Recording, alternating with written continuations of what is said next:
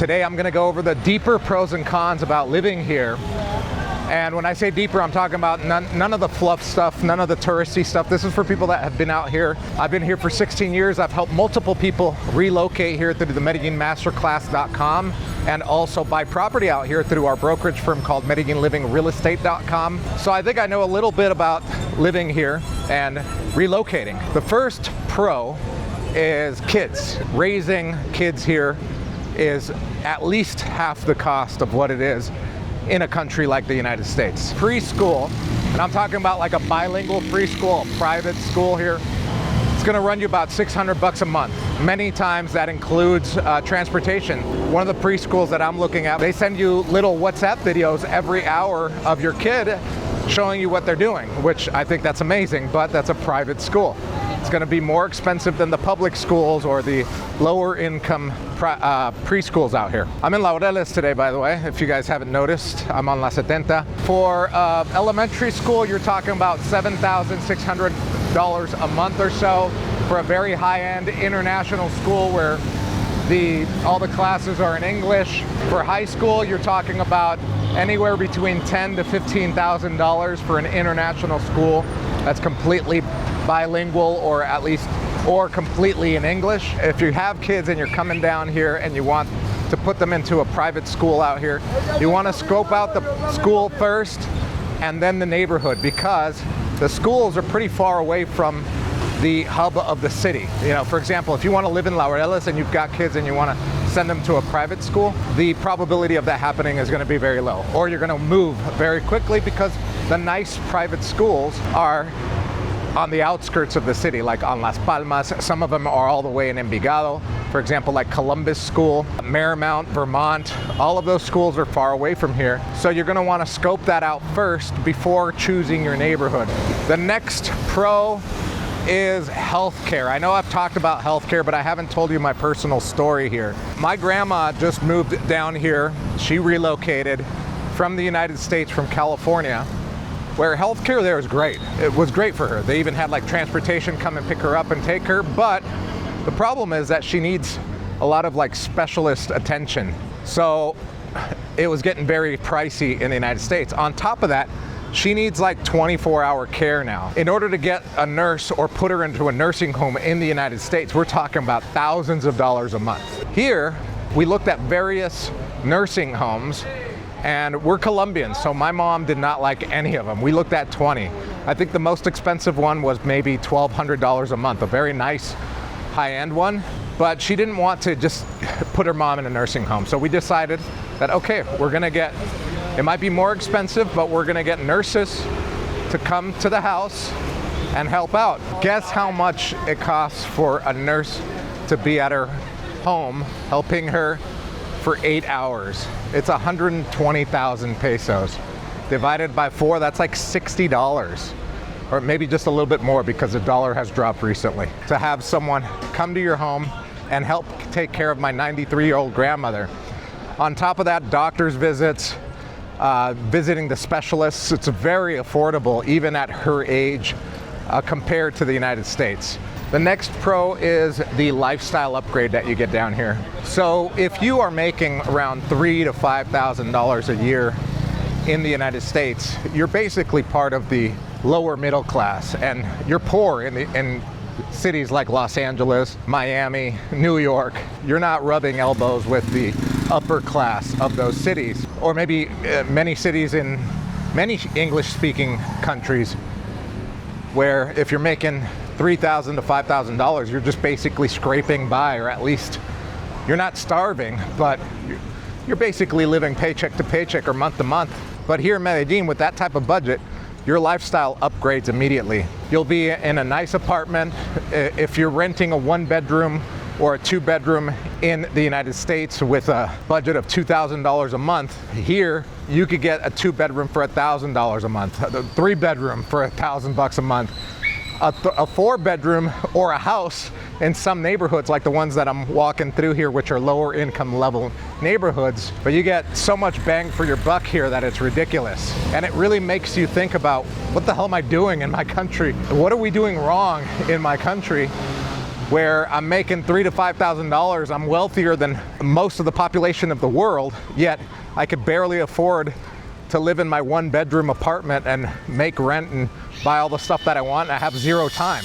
All right, now let's get to the deeper cons here of living in Medellin. Before we do that, I wanted to remind you that if you are considering a relocation to Medellin, whether it's part-time or full-time, or you're considering buying an apartment out here, there's links in the description below.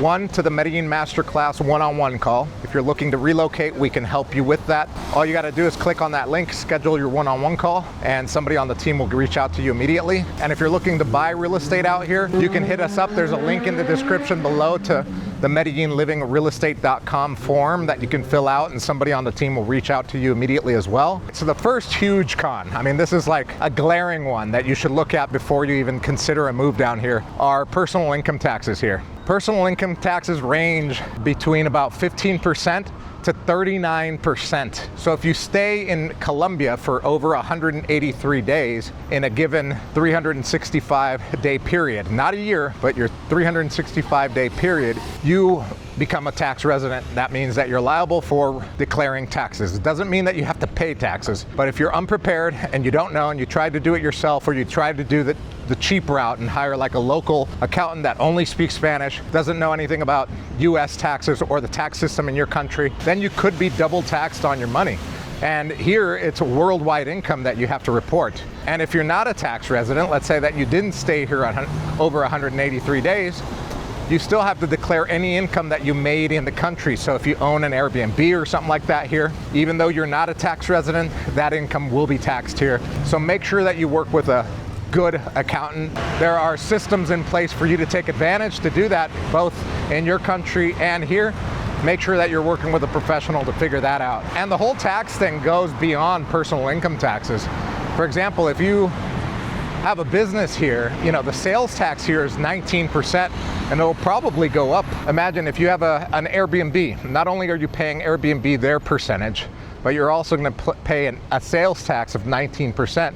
So you're basically throwing 20% of the money that Airbnb is charging your guest to the government and obviously to their platform, which is something that you should obviously prepare for before you buy a property out here or before you just do business out here.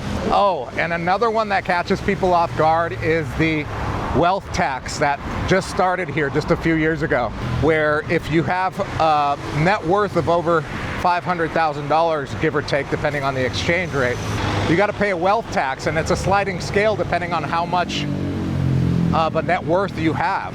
So it's something you definitely have to prepare for if you're one of those wealthier individuals that has over $500,000 net worth. The next deep con is the exchange rate and investing in Colombia. For people that don't understand foreign exchange, or maybe are novice investors, you may find, you know, a property that's a screaming deal for $100,000 or $120,000 in a great neighborhood.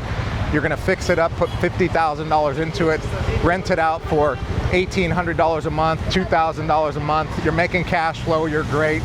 Appreciation's gonna be great. But then the dollar drops when you go to sell it by a lot. You could be losing on the exchange rate. You could be losing because of the high inflation rates of Colombia and some of the cities out here. Inform yourself on the trends in the market, both in real estate, business, and of course, foreign exchange. And realize that most people that come down here and buy a property through us, they're doing it for lifestyle. It's a lifestyle investment. Yeah, they'll probably make some money if they're renting it out, maybe make some money on the appreciation if they stay here over 5 to 10 years. But the reality is that they're buying a property because they want to live here, at least part-time. It's not like a pure investment deal. We've sold many, many properties, and the percentage of just pure investors that come out here to just make money on appreciation or on rents is very low. Because first of all, there's not a lot of people like that in the United States that know international markets. And number two, this city has attracted more people that want to live here because of obviously everything that you've been seeing as I'm walking through here, the people, the culture, the atmosphere, the energy. It's amazing. Another huge con here is the fact that getting a mortgage here as a foreigner is basically impossible because you have to have Colombian credit. You're a flight risk, remember that. No matter what you do out here, financially, if you're going to be borrowing money, you are a flight risk because you have nothing tying you down here. You're not in the system, you don't have property here, you don't have a job here, you don't even have a bank account here. So the likelihood of you getting a loan for a house or a car or something like that is going to be very hard. That being said, I am working with a representative's mortgage department, and they are currently processing loans for foreigners. This is the first time you've probably ever heard of this. There are qualifications to meet. They will do a credit check in the United States. They will also do a financial background check, meaning proof of income and bank statements. Basically all of the stuff that you need to apply for a loan in the United States, they'll do here for a loan here. One of the caveats is that you have to be here in Medellin for at least 3 months. If that describes you and you're looking to get a mortgage loan here for a property, there's a link in the description to a form. You fill it out, and then I'll get you in touch with this representative, and of course, we'll help you find that perfect property for yourself. Now remember guys, I'm going live every single Friday at 6 p.m. in 2026. Make sure to be there by subscribing to the channel. If you like this video, hit the thumbs up. I'll see you all in the next video.